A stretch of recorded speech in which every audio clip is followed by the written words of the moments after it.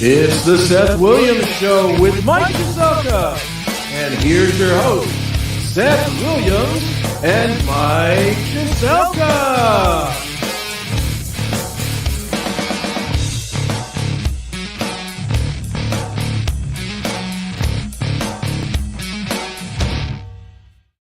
Welcome to the show. Another Monday night. Very excited. Very excited tonight. Mike, how are you? I'm really good. That might be a good golf day tomorrow. This is a hell of a lot better weather than we had last week this time. Is it supposed to be nice tomorrow? 55. Nice. Tomorrow might be the first day and only day I get out this week. So good. My mother-in-law, unfortunately, is having surgery on her hand today. And so my wife and I are supposed to go down there and help her. Right. And make sure that she's okay. So it's nice. Get out of the house for a little while. Yeah. Very excited about that. Very excited about tonight. Very excited that we have this Lil is John coming up. Lil John This coming is up in just a couple of minutes. Excited to talk to him. It's been a long time. Of course, a good friend of the Triv Show, and haven't talked to him. I think I saw him last time I saw John, and we'll talk about when we get him on. Just a couple minutes. I was at the Bedford Rib Cook-Off, and I was still in a wheelchair judging ribs. And it was early on in my recovery. Right. So we'll talk to him, though, in just a few minutes. Note for tonight, I'm going to end the show a little bit early tonight. A little bit early just because, kind of early for tonight just because I'm pulling double duty tonight. Yes. On behalf of Chris Aiken, our good friend who's done a lot for this show and a lot for us, has asked me to fill in for him tonight on Chris Aiken Presents, happening at 8 o'clock tonight. And we're interviewing, I'm going to be interviewing with Eric Ferrantino's, a couple of bands, Winger and Tesla tonight. And so I have to do a lot of research. This is kind of a last minute thing. He's got the flu or something. So I have to do a ton of research. I have to get something to eat and do a bunch of research to get this show going tonight. So Chris Aiken Presents, I will be hosting with Eric Ferrantino's tonight. It should be fun, but you're going to do great. You're going to have a really good time. I'm nervous. I'm proud of the fact that this has turned out to be more than a non-paying job. It's turned out to be like a close-knit family. Chris is subbed for me. You're on your way out to cover for him. The things that go on back and forth support-wise and all that he's done for the show. Turn around, be able to do that for him. I wish I could do more, but break a leg tonight. Yeah, I already lost one.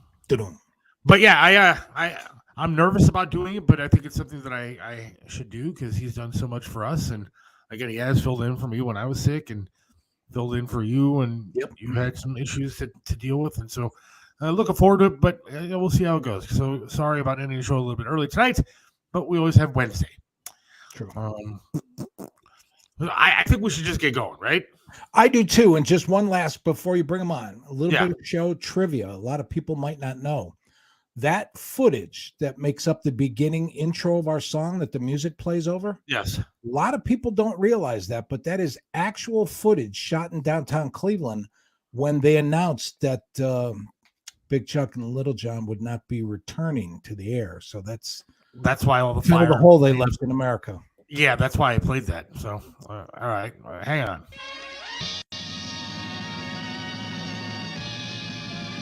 From high atop the Television 8 building, in the best location in the nation, on the shores of beautiful Lake Erie, it's the Big Chuck and Lil John Show. Here we go.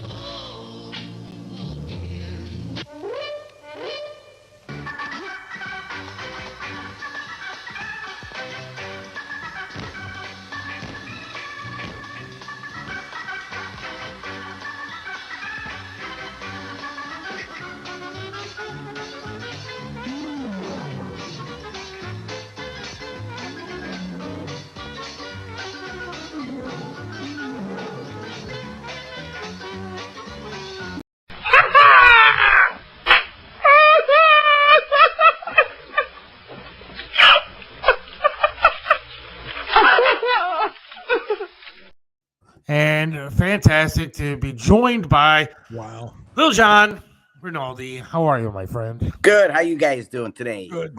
Fantastic. I heard you want to play golf tomorrow at 50 degrees? 55. 55, right. Okay. But yeah, I'll play anyway. I played golf today at 59. It's the coldest day I've played golf in probably, 4 months that I've been here in Florida. And I thought I was going to die. Wow. But So you know are- what happens when that happens? We get that kind of weather March in Cleveland. Everybody wears tank tops and flip-flops. Exactly. And I had sweatpants on actually golf pants and, sweater and a shirt and a hat, a scarf. I was dying. But it turned out it's 75 now. So the day got warmer. So are you permanently in Florida, or are you just No. Just I'm here 7 months. I 7 months down here. Nice. What part? Sarasota. Okay. So I come down like right after Christmas and go home right before Memorial Day, and then I come back in middle of October and come right back to Ohio and a couple days before Thanksgiving. Nice. How you feeling, John? Good. No complaints. Old age, but besides that, feeling okay. Well, it's so good to have you on, because I know that Cleveland, of course, would love to hear from you and loves to hear from you and want to check and see how you're doing. Last time I saw you was at the Bedford Rib Cook-Off, Right. and I was still in a wheelchair and no leg there, and so it was an interesting time. I'm happy to see. First of all, I didn't know you lost a leg. Then I saw it. Then second of all, now I hear you got a prosthesis. Yes. So I'm kind of up excellent. and walking and having a good time now. But Good. so how long were you guys on the air? Well, we're still on. We're I still know on. that, but I mean, Still on Sunday night at 12:30. But as far as the actual show, give you a little recap. Goulardi was from 63 to 66, and then came Houlihan and Big Chuck from 66 to 79, and then came myself from 79 to present day. Wow. So, that's fantastic, man. yeah, and it's been a good run. You started out where? Well, I started in Cleveland on Fox 8. We've always been on Channel 8. Yeah, I was gonna say always Channel 8, right? Right. Yep. Right. And I started as a bit player. I was there from, with Houlihan and Big Chuck and that. And then when Hooli left, I was the heir apparent, and I became the co-host with Chuck. We have somebody that wants to come on real quick and talk to you. I think he's a good friend of yours. If you don't mind, I'll add him to the show here. Tony. Good evening, guys. How are you? All right. Buddy, Lil John. Tony, what's happening, Tony? So I got to tell you, I go way back. I was 29 years old. I opened up my frozen margarita business. And in the wintertime, obviously, I'm a great salesman. But in February, it's tough to sell pina colada mix in Cleveland. So I start this popcorn company. And I see Big Chuck and Lil John, and they're buried with popcorn before a commercial. So I called up the station. I got a hold of Big Chuck, and he said, you know what, come and talk to us. So I stopped. He did stop right there on a dime. Yeah. Dear God, man. Tony has the worst luck with internet connections. There he is. And I remember having my partner say, we're not going to sell anything on that show. Nobody watches that show. In 2 months, I sold 14 popcorn machines, and I'm delivering them to bars, restaurants, and houses like in Pepper Pike and Moreland Hills. So fast forward, John and I became great friends, and we're golf partners for the last 30 years. That's right. So it's always nice to see you, John. You know what? I'll drink to that, Tony. Okay. Yeah, There you go. and Johnny, and so will I. Actually, I'm at Cedar Creek, which is on Richmond Road and Chagrin Boulevard here. Oh, I like it there. Yes, very nice.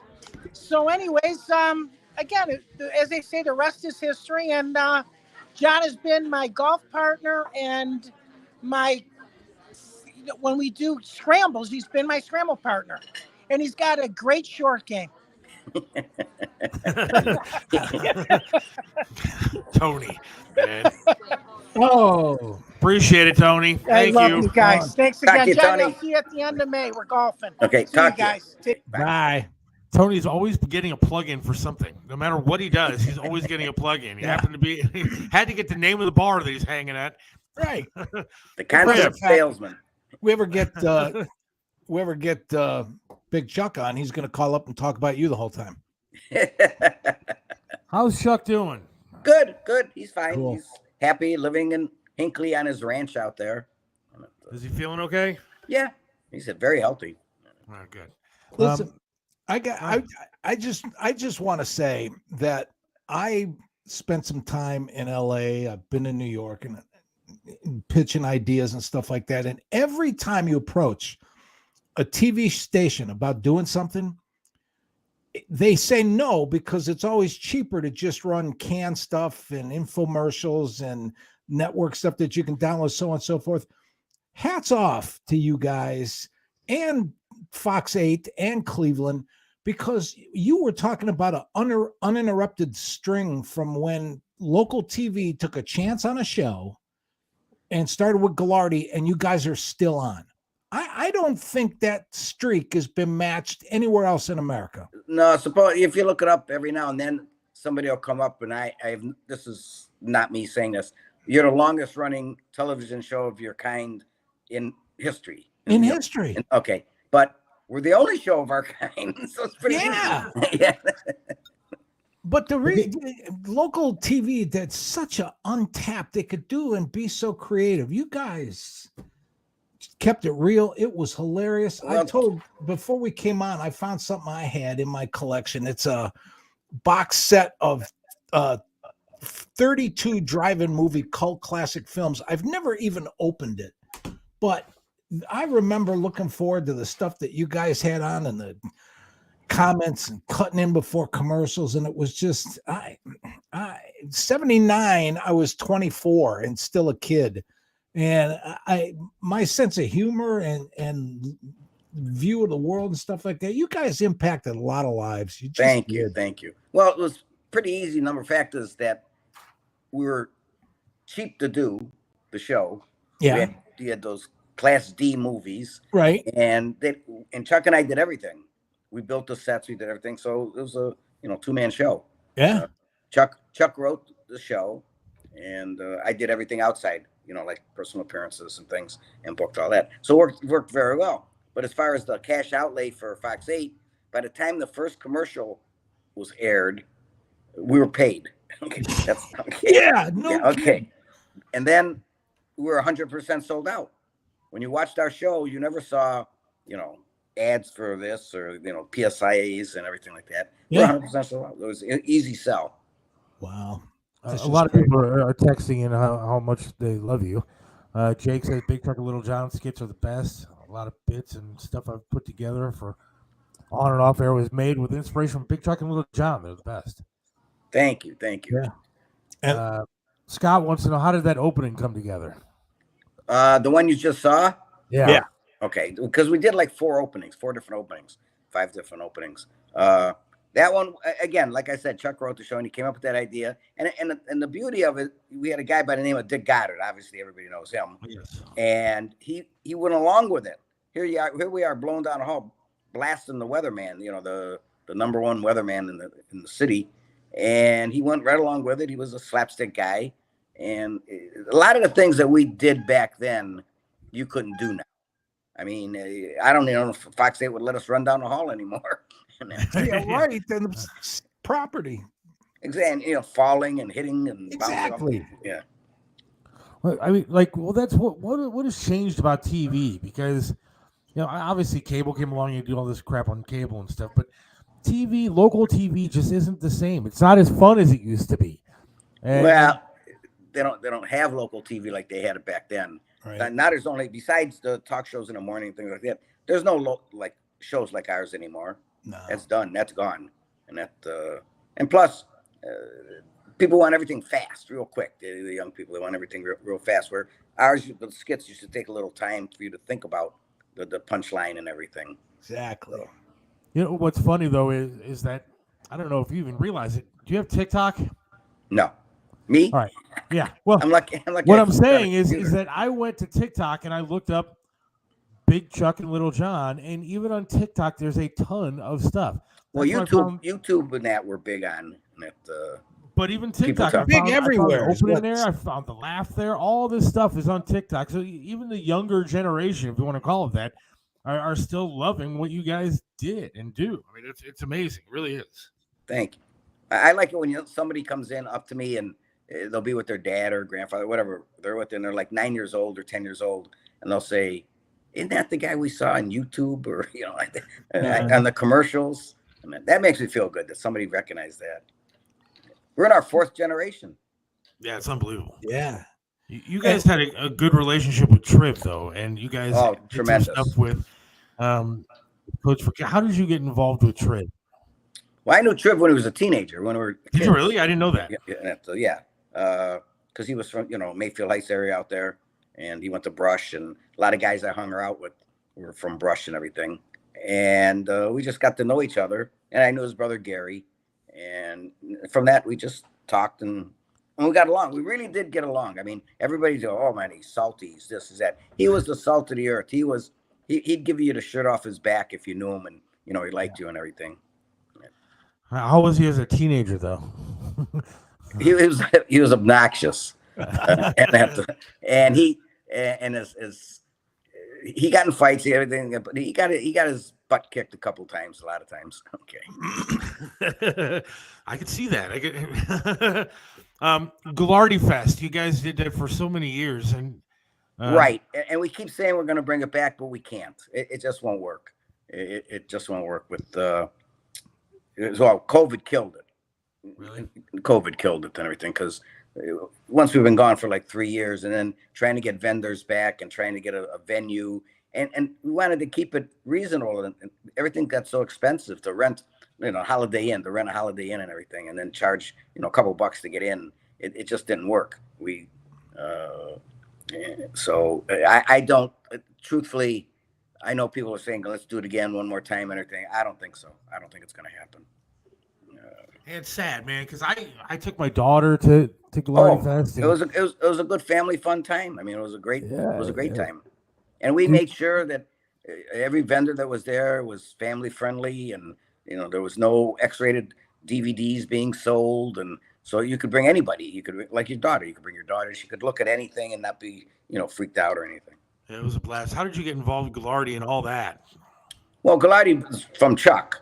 Yeah, Chuck was with Ghilardi and everything, and then how I started was, I don't know if you guys remember Dick Blake. He was a dancer and Dressed for Success, and he's still around, and he had dance studios and everything. And he used to always call Chuck and say, "Hey, do you need anybody?" Because it was a feather in his cap if Chuck put anybody on the show that came from his studio and everything. And he called Chuck one day, and Chuck said, "Hey, do you know?" He said, "Do you need anybody?" He says, "Yeah, I need a little girl." And Chuck said, and he said, "I don't have a little girl." He said, "But I know a little guy." And he says, "Who?" And he goes, "John Rinaldi." And it turns out that Chuck thought that I was Dr. Rinaldi, which was my uncle, was his son. We're not, and Chuck, that was Chuck's doctor when he was a kid and everything like that, my uncle. So he thought, "Oh wow, I know him." So he gave me a call, and he called me, and I remember answering the phone, and in the jewelry store, and I go, "Mr. Rinaldi, may I help you?" And he goes, "Big Chuck here." And I go, "Yeah, right." Yeah. No, nobody says that. Meanwhile, I call people now and go, "Hey, Little John here." And he wanted me to do a skit, The Bridget the Midget. And we have over 2,000 skits. This is number one, the only skit we ever did on a Saturday night, and the only skit we did in a bar that, well, at that time was TV8, picked up the bill for anybody that was in the bar that wanted beer and everything like that. So he said, "We're going to do it at Bonnie's Lounge in Fairview Park." And I was an East Side guy, and to go to the West Side, it was like, that's a big move. Oh yeah. And he says, I'll send you all. Now don't forget, this is 1969 or 68. So when I was doing a skit, and he says, "Yeah, I'll send you all the material, get it." So I didn't get anything. And he calls me up a couple days later. He says, "Hey, did you get all that stuff?" I says, "No." He said, "Oh, we'll do it anyway. You could do it. You know, no problem. You could do it." And he was one of these guys that he had his timetable. I mean, he was like focused when it came. He said, here's all you need to do. You know, you need combat boots, you need a dress, you need a wig, you know, this and that. And I said, no problem, I can get all those. So I went in my sister's closet and got a dress and then a wig. And then my buddies just came back from Nam, so I got their combat boots. So when he says it's Bonnie's Lounge on West 222nd Lane, I said, no way. So I took 3 buddies with me. And so 3 guys go with me, and we get to the door and pull it, and it's locked. And I said, man, I think Blake just wanted to get even with me. Okay, still for screwing around with him. And then the door opens, and it was Chuck, and he goes, you know, come on in. And he locked the door, and I said, what is this? So he goes, well, because Fox 8 was picking up, TV was picking up all the beer. He says, if you leave, you can't come back, and you can't. There were no cell phones back then, so you couldn't make a phone call and tell all your buddies to come. And so we said, okay. So he said, okay, here's what we're going to do. We're going to do this song by Ray Stevens. And he said, you know, after about 20 minutes, you're going to lose the audience, because it takes a long time to do a skit. People don't realize that. You know, for every minute you see on the air, it takes an hour. Because as you know, editing and, you know, all that stuff. So he said, you're going to lose them after an hour or 20 minutes. I said, yeah, no problem. So I kept doing it, you know, and I did screw around my whole life. So it's not like I just walked in. Okay. And I was flipping my dress and, you know, doing all this stuff in there. And I find out later, well, Chuck asked me, he goes, would you like to play basketball with the Houlihan and Big Chuck All-Stars? And he just said that to be kind to me, because he thought I'd say no. And I said, yeah, sure, no problem and everything. And what he didn't know was that when I was in college, we had a intramural team, and we're called Four Mooses and the Meese. And I had 4 All-Americans on my team and me. So all he did was rake the boards and give it to me, and I'd shoot. Rake the boards, give it to me, and I'd shoot and everything. So it was fun. I mean, and I did know how to play basketball. And so I remember going to the first game, and I'm sitting on a bench. Obviously, I'm not a starter, I'm not anything. And I hear Houlihan say to Chuck, what are we going to do with him? And Chuck says, we got to put him in. I brought him here and everything. So they put me in like the last 3 minutes, you know, of the half. And they saw that I could play basketball, and then the rest is history. Then I just kept on going. Wow, that's fantastic. What were people are asking like about your favorite skits? Just a couple of the favorite things you got to do.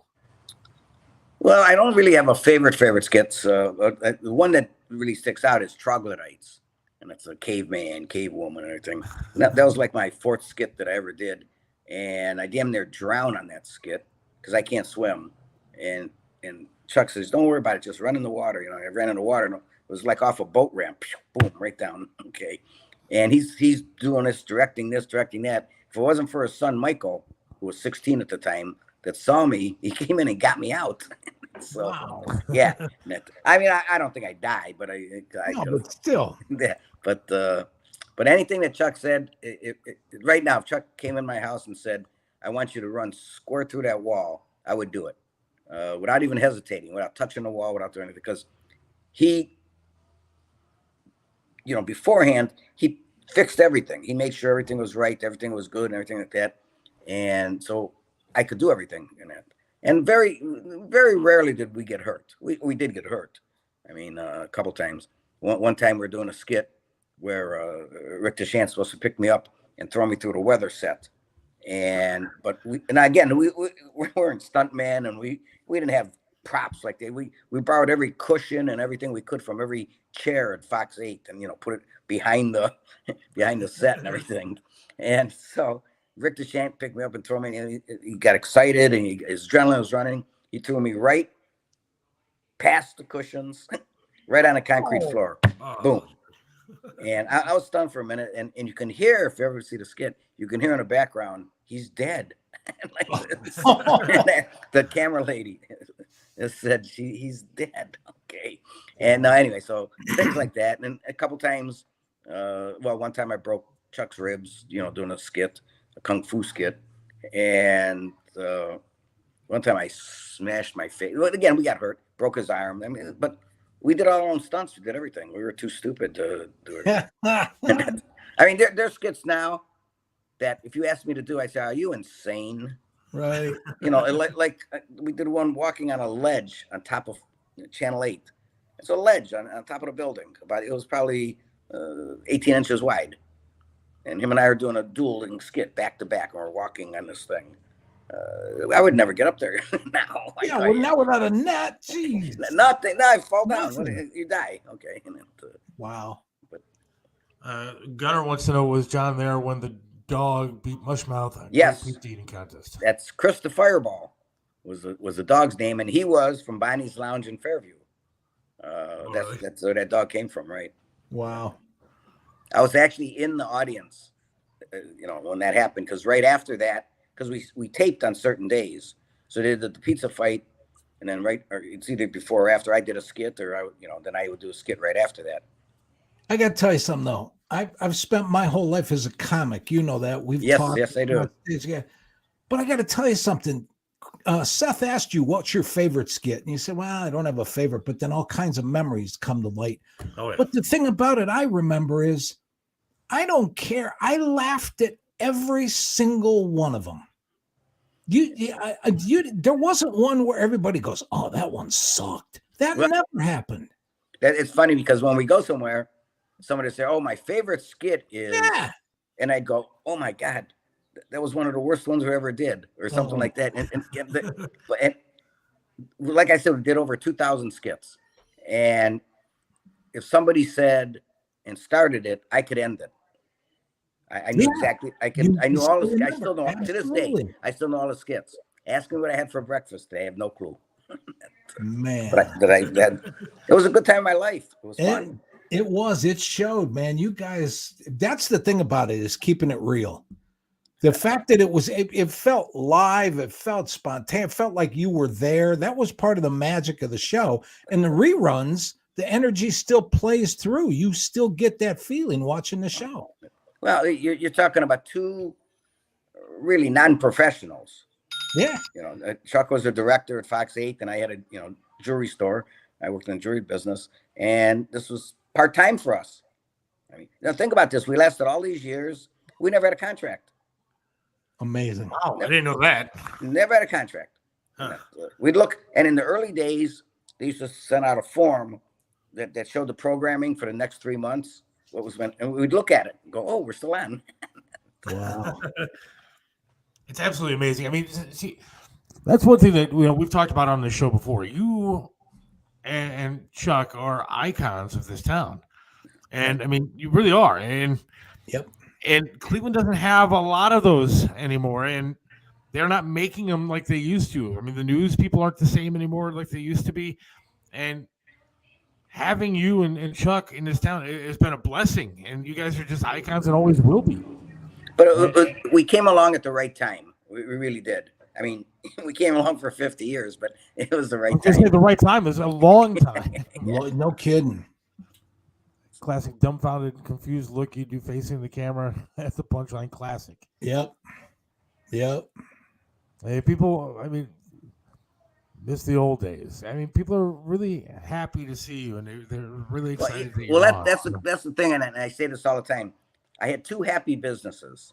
Obviously, the jewelry store was very happy business. People came in, they were happy, they wanted to get engaged, and birthday gift, anniversary, and this and that. Then I had TV, and I had a show that made people laugh. Yeah. I mean, what else can you ask for? So it was fun, and again, everywhere we went, everybody was happy to see us. We never worried about like somebody rushing us and beating us up or whatever, because we're out there. I got to ask you this. I lived 8 years in Florida myself, and 7 months down there and being in the same place year after year, with the amount of people I know have moved to Florida from Cleveland and the license plates you see down there, I bet when you're out, you get just as recognized in Florida as you do east side, west side of Cleveland. Not as much down here, but I do get recognized every day. I mean, there's always somebody that recognizes me, or somebody says, oh my God, you were here the other day, and the people over there said, do you know who that is? Yeah. Obviously they don't. So but people in Cleveland travel, like you say, they do travel. I've never gone anywhere in the world in Africa, Italy, England, wherever I've been, France, that somebody didn't recognize me because people in Cleveland travel. Yeah. Yeah, they travel, but too many of them don't come home. Well, I'll tell you, down here, there's nobody going to be left up north. They are coming in droves down there. This is not a sleepy little town anymore. No. Yeah. All right. This is a good memory. What was the reaction when you got when you interviewed Marvin Lewis about preparing for Johnny? Well, I tell you, he took it pretty good, and it was that was one of the funniest things I'd ever heard or ever seen. First of all, I'm not a news guy. That's number one, and right. They just plugged me in, but I did work for Fox 8, and what it was is he called Johnny Manziel, the little midget running around in the back field. Okay. And so then on his press conference, they sent me down to interview him for his press conference. And I asked him about it. And he did a pretty good job about, skirting around it and everything. And I really felt sorry for the guy. He only made a mistake. I mean, he didn't do anything wrong. And he was right. He was too short of a quarterback. Yeah, he was. That was hysterical. I remember Triv used to get so mad at me because you'd come on to promote Ghilardi Fest, and Triv would look at me and go, all right, did you get some skits to play on the air? I'm like, Triv, it's the radio. Like, what am I supposed to play? Right. And he'd get so angry because I didn't get the right ones. I didn't get a skit to play, but he was always so excited to have you on, and it was always such a good time to have you on. When you were at the benefit for Coach for Kids, I remember people in the audience were just so thrilled that you and Chuck were there. It was just such a good time, and I know that I appreciated it, and I know he did too. All the stuff you did for charity as well. Well, I'm a big guy in charities. I really do. I figured the city's been so good to me. People have been so good to me. I should give back to them. You glossed over that when you were talking about all the things that you did and how you became part of the show. And you said Chuck did all the inside stuff and you did all the outside stuff. And you just said charities and kept on with the list of other things. But I posted that you were going to be on the air, and I got comment I have to pass on from a listener or somebody who watches our show, but also a comic that remembered you doing a celebrity pool tournament just to do and raise money way back in the day. So people still remember you for all of that work you've done as well. Well, I said, thank you. That pool tournament I remember too. That was down in the flats. And boy, all of a sudden, I hate to say this, my memory's going. He just came to Cleveland. He's still in Cleveland, and he's the weatherman for Channel 3, the big guy. He was on 6 o'clock. Now he's on the early show. I can't think of his name. But that was his first time in Cleveland. And he was doing a charity event with me. Wow. That's awesome. I'm assuming you're retired from the jewelry business? Yeah, I did. But if somebody needs something, they can give me a call, and I can get it. And it's only for people I know and friends that I do it, not just to keep my hands in something, to do something.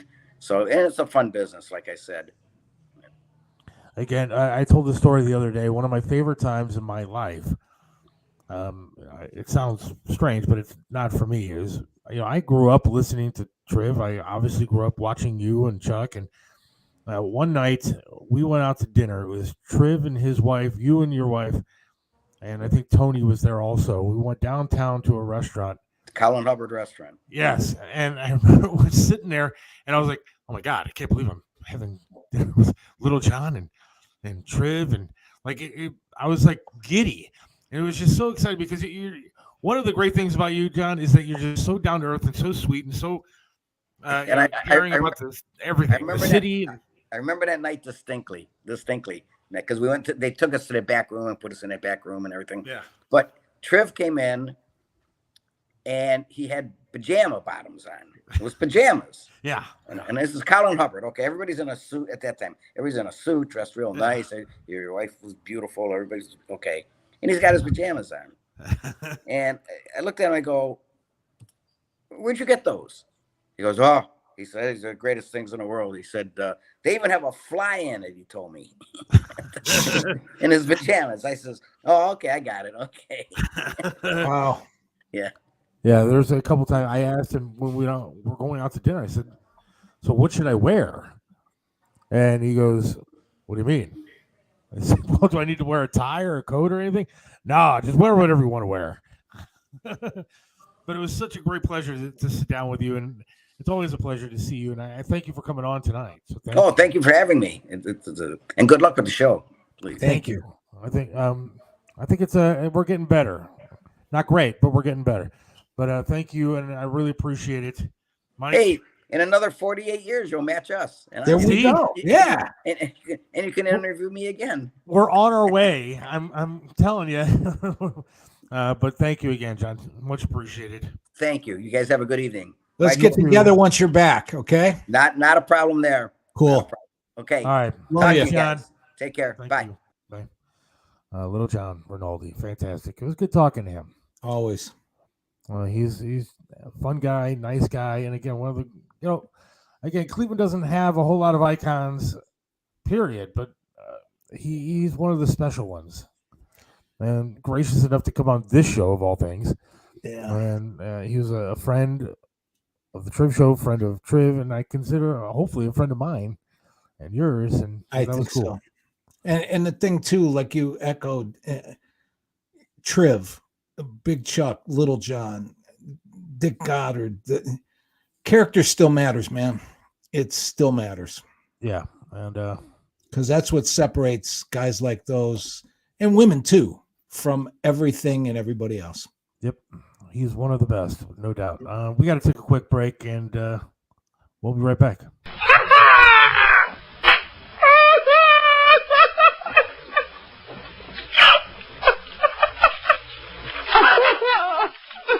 What separates Triv's restaurant in Strongsville from everybody else?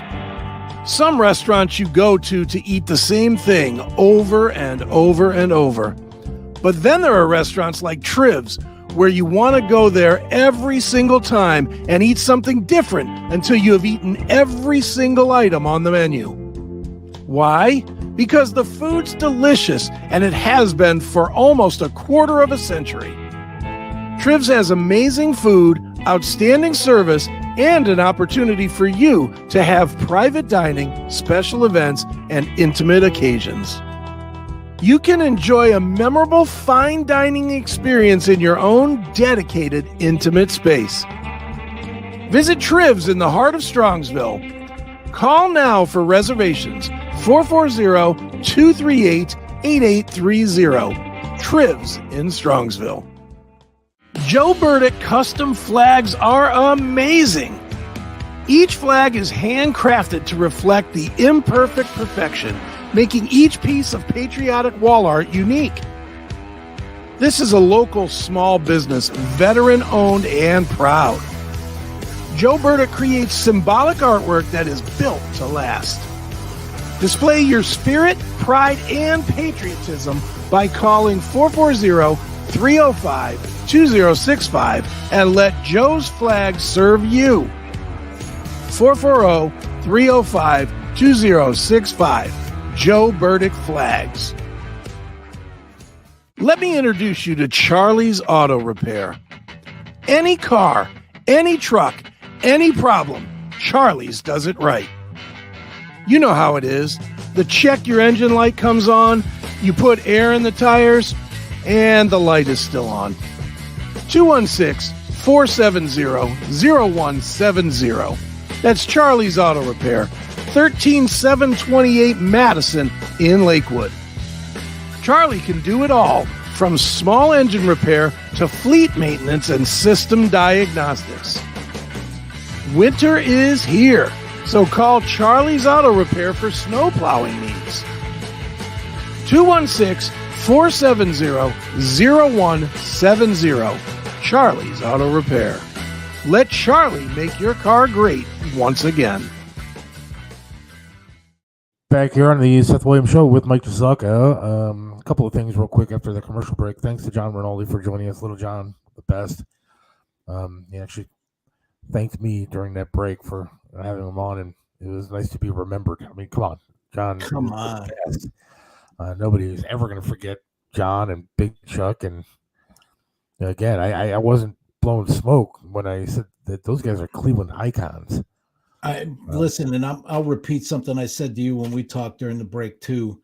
You know, the charity work, the humility, the down to earth, him, Triv, Big Chuck, Dick all Goddard, those guys, that's men bad. and women and stuff like that. Dick Goddard, character still matters, man. And they had it in spades. That's what separates people like them from anything and everybody else. And it still matters, but at the same time, I think that unfortunately times are changing, and It's rare. some people don't believe that. Some people definitely don't believe that, that Character matters. Well, they're wrong. Super humble and talented. Absolutely. Yeah. Best. A couple of different things with that commercial break. I want to give my best to Triv Jr. I know he's got some stuff, and I want to say same as Joe Burdick, Burdick Custom Flags, dealing with some stuff right now. So good luck to those guys. Also, I want to give a shout out to Charlie's Auto Repair in Lakewood. I've been talking to Charlie. I got to get my car fixed up. I need to get my car so I can drive it. I need hand controls put in, so I know he's looking into that for me. Oh, good. Good. No matter what it costs at this point. Well, it does matter what it costs because Yeah. I need to get on the road, and I can't wait for the state of Ohio. I can't wait for all this junk, red tape crap. I need to get working, and I need to get out there before there is no more work to be had. We'll get into that in just a sec. Big Chuck's Just a sec. Big Chuck's mother taught me home ec at Cleveland Central Catholic, 74 to 78. Huh. That's cool, Randy. Yeah, there might not be any work left by the time I get my car fixed and all these damn doctors to fill out all the papers that they have to fill out. So I need to be hitting the road, Jack, and get a job. Did you see this story? Hell yeah. I brought it up. I got it in front of me. Go ahead. All right. Do you want me to bring everybody up to speed? This isn't go a ahead. long read.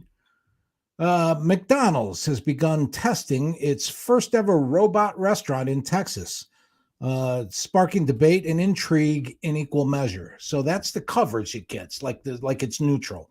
In Fort Worth, the branch is fully automated and requires no human contact in order to pick up your favorite meal. What you call it? It's too big a picture. McDonald's explained in a statement that the restaurant includes new features, including the order ahead lane, where customers can receive their order on a conveyor belt. The restaurant is the latest move in McDonald's in quotes, accelerating the Arches growth strategy, which is working on innovation to improve customer experiences. When you step inside the test restaurant, you'll notice it's considerably smaller. And that's because they're going to cater to people who plan to dine at home or on the go. Inside the restaurant, there's delivery pickup room for couriers. There are kiosks where customers place their order. And dig this, to make the handicap parking situation worse, Seth, outside the restaurant, there are several parking spaces dedicated to curbside order pickup, as well as designated parking spaces for delivery drivers. The introduction of the new technology has divided people online who were unsure about the ethical impact of the change. Well, there goes millions of jobs. If they go through it, it'll just boycott McDonald's. Their food is not that good anyway, and it will put many people out of work. Newsweek has reached out to McDonald's for comments. So that's where that story comes from. It comes from Newsweek. But once again, and we have said this before when we've talked about issues and stuff, why is it that by the time we get to sit and talk and debate about it, it's already here? Especially given the fact that once it's already here, you never put the genie back in the bottle. So get used to it, folks. McDonald's is working towards no humans, just machines to make your food. Gunner says they can't get people to work. I refuse to believe that. That is such horse crap. At the same time, I will say this. You may not be able to get a lot of adults to work there. I mean, that may be true. Yeah. Because I think some adults think that it's above them. And with kids, this new generation of kids, I truly believe, doesn't have a damn clue what they're doing when it comes to actual work. I know for a fact, because I know a teenager that has a job at one of these fast food kind of restaurants, and they're not allowed to call off. If they're sick or anything like that. They need a note from a doctor saying that they're sick, and that's the reason they're not going to be at work. Because you can't believe him. Because the kids are lying and they're taking as many days off as they could possibly take off. And there's no work ethic when it comes to these kids. I don't know if it comes from the parents. I don't know what it comes from. But these kids have no work ethic and they don't care like they used to. Let me put two and two together. Growing up back in the day, I'm sure you had a job and it meant something to you to work. Yeah. Not only that. Anything to these kids. I had a job. You want to stop that? This is for all the parents out there. Don't let your kids move back in the house with you when they're 23, 24, 25 years old. Tell them to get a job and get the hell out of your life. You raised them already. Let them go be the adults you tried to be. That's part of the problem too. There's kids 20, 30, 40 years old, move back home. And you know what? With that kind of lazy ass attitude, 20 years later down the road, when mom and dad get sick and they need help, those kids are going to sit on the couch and watch mom and dad scrounge to pay for someone else to come in the house and take care of them because their kids won't have the ethical to take care of their parents. This robot stuff is absolutely absurd, and I would not patronize any place that does this. Well, I mean, Natalie, I hope they wouldn't, but I think that's unrealistic. I mean, wait, people are just going to stop going to McDonald's? I doubt that. But you know what? Again, you can. This is what I tried to talk about the other day when we had our guest on, Dave Bray. Yeah. And you guys were talking about, bringing everybody together, and we're going to all sing songs and sit around the church and break bread. No, we're going to get It's not going to happen. It's never going to happen. You're never going to get people to agree on all this stuff. So you're not going to get the majority of people to say, I'm not going to McDonald's.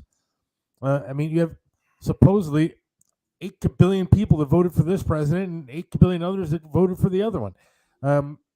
You're never going to get people to agree enough to stop this stuff from happening. Unfortunately, it's just not the case. Would I go? I'd like to say no, I wouldn't. I mean, I don't really go to McDonald's now because that's not the stuff that I eat anymore.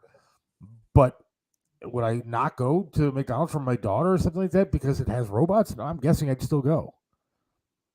If the food's good, maybe it'll be better because it's not, made by some. It's never been. I don't have to worry about a robot. I don't have It's to just worry convenient. I don't have to worry about a robot spitting on my food. Yeah, but you know what? Yeah.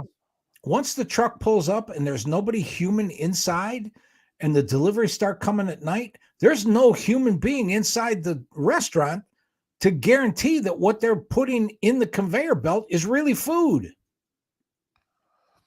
Well, I mean, I'm assuming that I work at a bank call center and people fake bereavement. Yeah, people. One thing we're good at is the last totally unabridged freedom in this country is the freedom to lie as much as you want and be as stupid as you want to be. That's the only thing people go, well, it's their right. Let them do it. A wise man once said, Americans are the greatest scammers of all time. Yeah.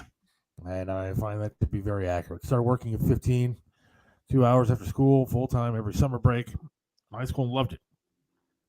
Yeah, I did the exact same thing.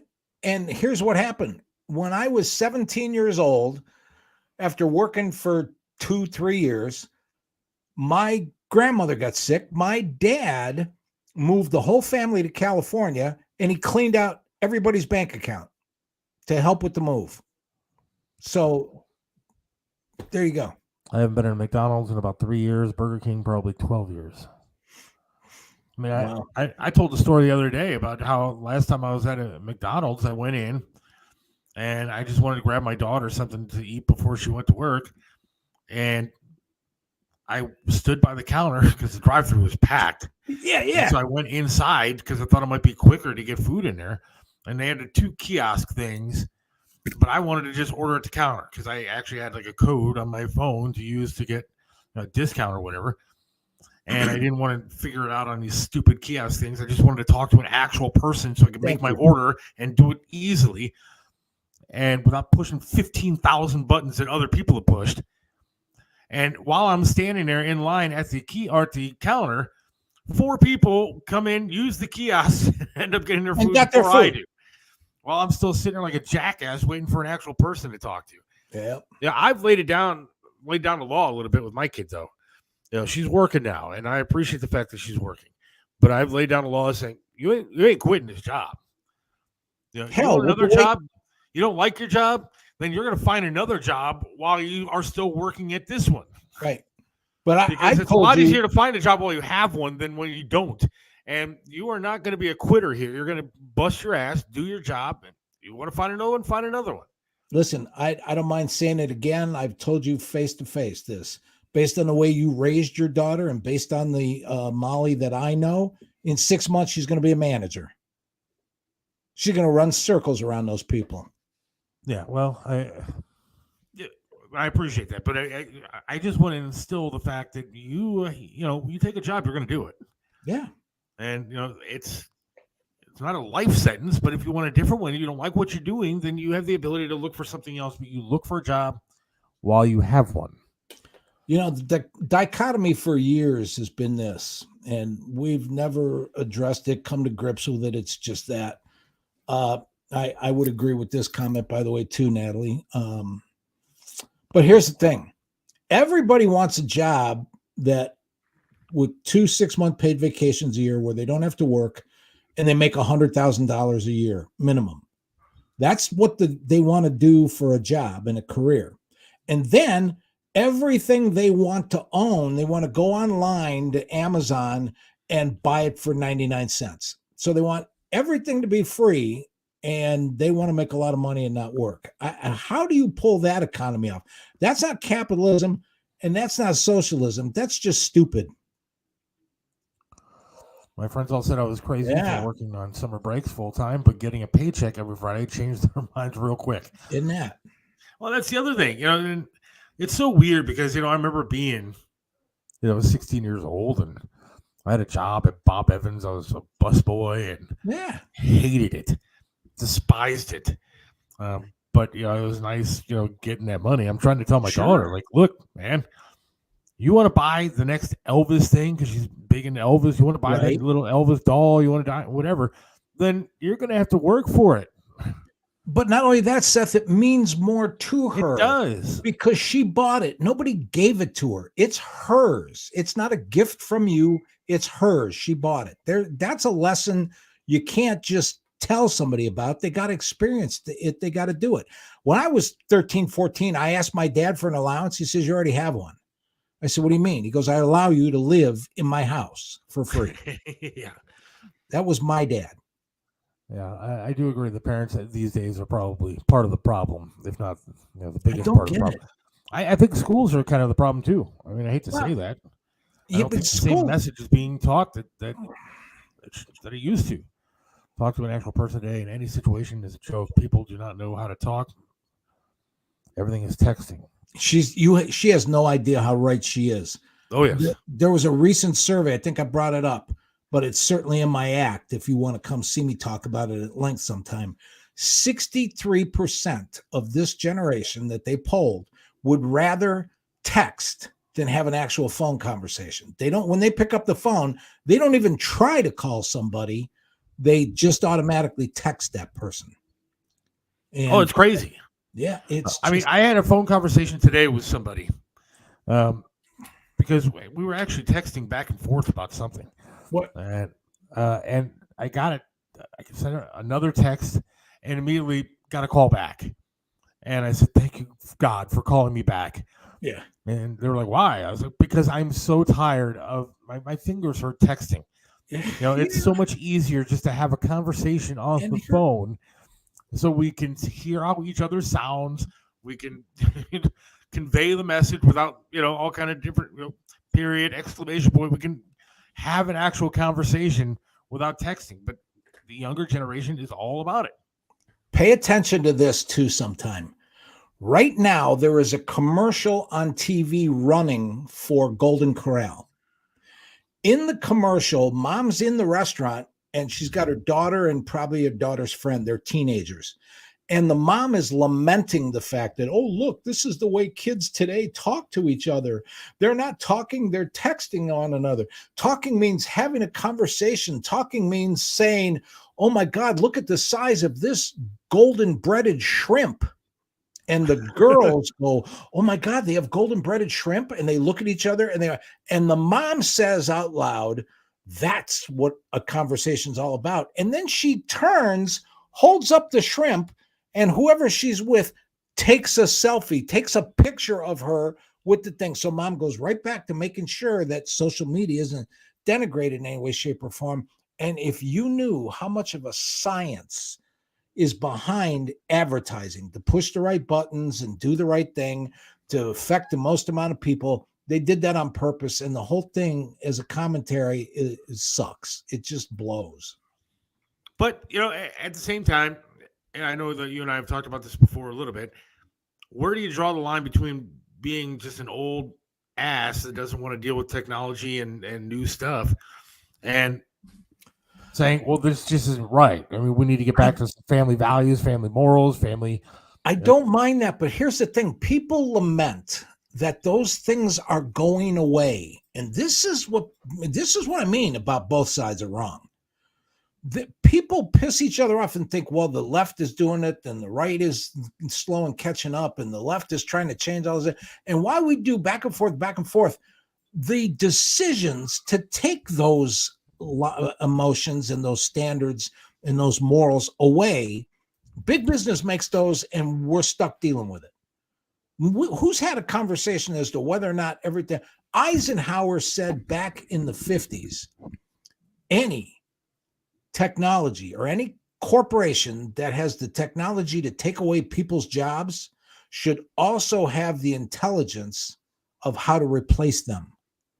And we're not holding anybody accountable. We're just standing there looking for something to blame, bitch, moan, and vent. And in the meantime, the Advance the Arches, which was, in the article with quotation marks, is a program that McDonald's developed, and it started years ago when we were still hoping that Manziel would bring us to a Super Bowl. That is accurate. We're going to take a quick break here. As I said before, earlier on in the show, unfortunately, I'm going to end a little bit, a little bit early tonight. I'm filling in double duty time for Chris Aiken tonight. Chris Aiken presents. Chris has done a lot for this show, a lot for us. So he's under the weather, so I'm going to fill in tonight. At 8 o'clock, I got to host Chris Aiken Presents. You can look that up online. There's a whole network, Chris Aiken Network. So check that out. Chris Aiken Presents tonight at 8 o'clock. Going to be interviewing Winger, the band. Fantastic stuff. And Tesla. One of my favorites and my wife's favorites. So looking forward to that. But I got to do a lot of research and stuff, and I got to go out and grab some dinner and all that. So unfortunately, going to wrap stuff up a little bit early tonight. But on Wednesday, don't forget we have Joe Cleon coming up. Nice. Joe Cleon, a lot of radio time in this town and all over the place, and also a huge rock photographer. And he's doing an event for animals, so we'll get into that. So looking forward to have Joe Cleon on Wednesday, and more of your messages because nobody's calling, and we'll get things going in just a few. Hang on. Hey, it's Seth from Mario's Barbershop in Parma, 7526 Broadview Road in the Pleasant Valley Shopping Center right next to Big Lots. You got to check out Mario, man. Great guy, does a lot for charities, but can perform miracles with hair. He even made me look clean cut. Does my hair, does a great job. Love talking to the guy while I'm sitting there. It's a great place to go, local business. You gotta go to Mario's Barbershop in Parma. Mario's Barbershop in Parma, 7526 Broadview Road. Again, in Parma, Pleasant Valley Shopping Center, right next to Big Lots. Or give them a call, 216-520-1977. That's 216-520-1977. Mario's Barbershop in Parma. Trust Joe's Lakewood Computer at 14035 Madison in Lakewood. They have over 30 years of professional service handling laptop and desktop repair services, virus removal, and data migration, and much more. You can trust them with hardware updates to your computer's memory and hard drive. Call 216-651-3880. Whether you need a simple Windows install or you're interested in the latest computers for gaming, call Joe's Lakewood Computer at 216-651-3880. This is Tim Elkhorn, radio voice of the Cleveland Cavaliers, for attorney Will Spiegelberg. Will Spiegelberg is not only a name you know, he's someone you can trust as your attorney, no matter the circumstance. Will Spiegelberg is an attorney you can always count on. Will Spiegelberg is the attorney you should contact for all your legal work. When you need an attorney, call Will Spiegelberg at 216-233-4240. Attorney Will Spiegelberg, a great teammate. 216-233-4240. Right back here, the Seth Williams Show with Mike Jaselka. A good Monday evening to you. Seems like a nice night outside. Yeah, it's really nice. So, you got a nice drive. You'll have some time to maybe have a nice dinner before you go out there, and tell Chris I said get better. Yeah, I'm just going to pick something up and bring it home. Most likely a turkey sub. Stay the hell out of McDonald's. Yeah, it's going to be a non-automated place, so that's good. I got to tell you something, and I'm tipping my hat too, because I'm writing a bunch of new material for the show I got coming up in April. But I couldn't help when you sent me this story today, and you get the credit for it. You sent me this McDonald's story, and you know what it reminded me of? Huh. Maybe this is where the 10 years, 15 years between you and me make a difference. I hope not. But everybody listening should pay attention. Go look up and rewatch a movie called Soylent Green. You ever hear that movie? I've heard of it, but I've not seen it. Here's the premise. There's two things balancing, and there's two storylines. One of them is the whole wrestling, and this was back in the 60s, early 70s. Wrestling with euthanasia, which was a concept that people should be able to determine when they die rather than just suffer and all that stuff. There were things discussed about how if a couple spends 40, 50, 60 years together and they both get terminally ill, do they have to just sit in agony, or can they hold hands and walk into this little parlor that has nice music and incense, and you can either watch a movie or listen to music and lay on this big comfortable bed, and it'll fill up with something that might even get you a little bit high, but then eventually, while you're in the middle of that euphoria, kill you. And so all these people hold hands and they're going into this thing. Well, the other storyline that's going on is there's a famine. The population's gotten so big, we can't feed everybody, on and on and on and on. So they have come up with this synthetic food called Soylent Green. And at the end of the movie, the hero, God, I wish I could remember who played the lead. It, like Kirk Douglas or somebody. But anyway, the hero runs out at the end of the movie, and the movie ends at this moment. And everybody walked out of the theater just, oh my God. But the last line of the movie is, Soylent Green is people.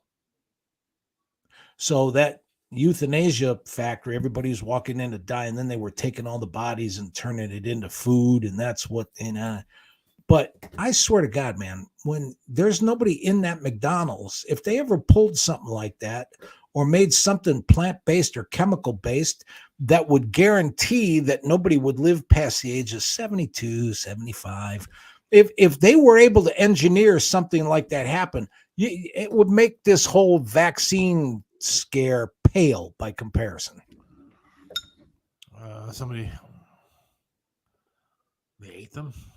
Yeah. Well, I mean, they were processed and bleached. It was some sort of green substance that you could make a burger out of or all that other stuff, just like your plant-based. Remember when we were having that discussion about climate change, and I brought up the farmland thing that Bill Gates is. He wants to get everybody to go to plant-based meat. And you know what? It's going to happen. We're not going to discuss it. We're not going to have anything to do about it. And then it'll be here and people will go, well, it's convenient. And real meat's $8, $18 a pound. And this stuff's only $4 a pound. So I'm going to switch. And that's what happens every time we're faced with an ethical dilemma. Whatever is cheapest wins out. Yeah, the problem is eating healthy isn't really cheap. I remember when Cory Booker and Kamala Harris were actually saying don't eat meat. And I think it was because it was bad for the environment. Like it was like cow farts or whatever, but they were saying don't eat meat. And they wanted to remake the food pyramid and all this kind of stuff. Yeah. And I think then Kamala went out to like a steak grilling competition after Right. To she judge said, don't that. eat meat. But the more and more that I see what's going on, the more and more I think you probably are right. There are some big people with big money that are controlling a lot of this stuff, where people like Biden ain't. People like Trump ain't. You know, it's people behind the scenes. Thank you. With lots and lots of money. It's the George Soroses of the world. It's the Bill Gates of the world that are actually controlling a lot of stuff. And I don't know what their plan is, and they don't seem to go away. No. You don't hear about either one of those guys getting sick. And I mean, they got to be 112 years old by now. How are they staying alive? And here's the thing, Seth. You said we're never going to sit around and hold hands and sing Kumbaya and get everybody. You're absolutely right at that. But there's nothing wrong with arguing for a more fair share or bigger slice of the pie. If that's the way the world's going, and it's inevitable because there's very few shepherds and an awful lot of sheep in this world, if that's what has to happen to take care of everybody, at least let's guarantee that it doesn't have to be such a pain in the ass struggle. That's all I want for everybody. I think that where you and I disagree on that, I think there's a lot of people out there that make a hell of a good living, and whether it's baseball players, football players, Not enough. Or politicians, whatever that earns their money. People that corporations like the guy that owns Walmart or whatever earned their money. I don't like the guy, the scumbag on Facebook, earned his money. So I don't think that they should be sharing anything with me. I don't think Bill Gates owes. Okay, let me ask you this. But do I think that they have too much money that they control too much? Yeah, I think that they probably do. But I don't think that I'm owed any of it. I think that's the difference between. I don't think you're owed it, but when they decide how much money to make, they should carve a bigger piece out for the people that make the money for them. And that's everybody else like you and me. Well, I think a lot of the stuff that they're doing are eliminating people like us when it comes to jobs and technology and stuff like that. Well, look at Clear Channel as an example.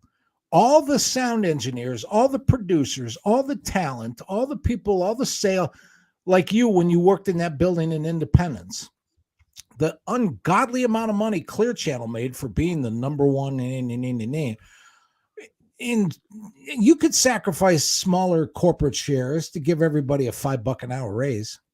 That wouldn't have busted the bank, and that wouldn't have fucked anybody. Messed anybody up either. Yeah, but I also, I do believe that there should be a smaller wage for a wage scale. I mean, I don't think that people just starting out all of a sudden deserve $15, $20 an hour. No, I get that. There should be a small. There should be a scale and an increase as you go on throughout your career or whatever. But I think the problem that I have is you want people to share this money with kids that never worked before in their lives. I mean, when a kid is being paid $13, $14 an hour to sling hamburgers or ice cream, I think that's a problem. You shouldn't get a living wage for doing a minimum wage kind of job. We'll do the math sometime. But here, the other thing I kind of disagree with you a little on, and it's the way it is, but it is something we're going to be discussing over time and an awful lot of issues. I would agree with you, and you used Zuckerman and Facebook as the last example because he's first generation. So I will agree with you on that. Yeah, he did what he did and made his money. But between you and me, Zuckerman Jr., that inherits all of it, he didn't earn shit. Well, I mean, by the time we're talking about all these people now, the 11, 12 families that own 98% of the world's money anyway, the Vanderbilts, the Rockefellers, the DuPonts, and on and on and on and on, they're, and Mike all of a sudden is gone. See, that's the Lord telling him that, his thoughts on socialism aren't exactly the proper way to go. Some of the texts we're getting, just had this conversation an hour ago, is housing developments going up everywhere because people don't want to farm anymore. The government gives them subsidies, not so they can control the food supply. All right, look, farming is a different industry altogether. There's a lot of people taking over the farming land, and the government's not exactly making it easy for farmers. So I don't know what you're going to do there. Clear Channel, billboard, outdoor media, snap face. Yeah. $15 an hour is one of the reasons inflation is out of control. Absolutely it is. You start paying these kids $15, $16 an hour for doing minimum wage jobs, and you are definitely going to have inflation problems. I'm sorry, and I hate to say that, I worked with people that didn't deserve $15 an hour, and yet that's what they wanted. They thought they were entitled to it. They thought they deserved that kind of money because they were in a radio business. Well, you didn't do anything. You haven't proven yourself. You haven't done anything in the industry at all to earn that kind of money. And I don't understand why kids these days feel entitled to it. Oh man, LOL, the show is ending. Yeah, it is going to end shortly because I'm pulling double duty. So I don't know if Mike will be back for the rest of it or not. They don't get sick or die because they are part of what is being done to our food and all medicine that we take as all these side effects that make us sick because it causes us to die. Look, I take a lot of medicine since I got out of the hospital with this leg thing. And so I take medicine all the time. And if you look up the side effects of the stuff that I'm taking, it's absolutely terrifying. And I worry every single day about what I'm taking. By the way, farmers can't fix their own equipment because John Deere has locked down the tech on the machines. AMT don't make much more than minimum wage. And there should be people like that that make a lot more money. I don't like teachers, but I think that they should be paid more. I shouldn't say I don't like teachers. I don't like the way that colleges and professors these days are teaching more of an ideology than they are actual facts and stuff like that. Mike is saying, it says he's backstage. He's in the stream with audio only. Mike, can you hear me? Hello, Mike. Unmute your microphone. No, Mike is not there. Oh, well. I think the show is getting better. Mike disappeared because they don't like what he's saying. Absolutely, they don't like what he's saying. Well, he's preaching socialism. Joe Burdick. I'm here. What did I miss? A whole lot, Joe. But unfortunately, I'm going to be ending the show early. I can't recap everything. I'm going to be doing double duty tonight. Again, if you missed it, Chris Aiken presents. Chris Aiken presents 8 o'clock tonight. Look it up. I'm going to be interviewing Winger, I think at 8:30, and then Tesla at 9:15, along with Eric Ferentinos. We interviewed Eric Ferentinos a couple weeks ago on the show. Good dude. Guitar player for Stephen Piercy from Brat. So it should be a good time tonight. All right, I'm just going to wrap things up since Mike ain't here. And I got to go do all this stuff anyways. Thanks for listening tonight. I'll be posting the Lil John interview sometime tomorrow, so you can look for that if you want to listen to it again. Share the show. One thing I want to get into real quick before we go here. Facebook is making it impossible, since we posted a meme about Hunter Biden, to get the show page seen on Facebook. It says that it is not recommending the page to anybody. And so you can like it, you can look for it, and that's fine, but it will not recommend it out to people. So we need to take a stand against Facebook, share the page, share the post, share the broadcast. I don't care if you watch them again or don't watch them, whatever, but share everything so we can kind of say screw it to that. I want to thank everybody for listening tonight. Thanks to Lil John for joining us. And God willing, we'll talk to you again on Wednesday night, 5 p.m. Joe Cleon will be our guest. Thank you, too. It's for Smoking Rock and Roll food trucks. You got to check them out, man. The food is just unbelievable. Mac and cheese is fantastic. The brisket, everything else is just to die for. You got to check out Smoking Rock and Roll.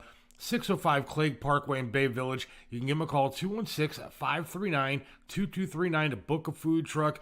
Find out where they're going to be at. They're going to be all over the place, especially when the spring and summer hits. It's unbelievable food. They win awards all over the place. Run by my good friend Billy Morris. and his friend Todd. They're good people, and they make great food. You got to check it out. Smokin' Rock and Roll, smokingrockandroll.com. Aaron Tees and Signs has become your complete one-stop sign shop. Call Jimmy at 216-299-9344. Their friendly and professional staff can and will help you build your company brand and identity from start to finish.